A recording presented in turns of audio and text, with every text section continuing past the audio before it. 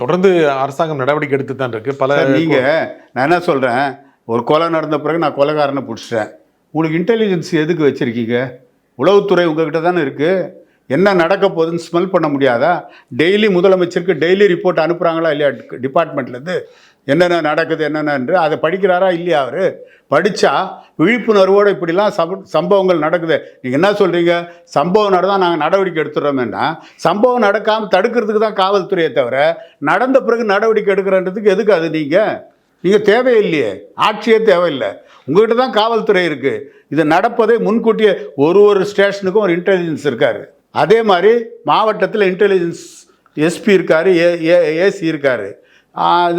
தமிழ்நாடு காவல்துறை அதிகாரி இருக்கார்ல, அவர்கிட்டயே ஒரு உளவு பிரிவு எஸ்பி, டிஎஸ்பி எல்லாமே இருக்காங்க. ஆக நாளைக்கு என்ன நடக்க போகிறது?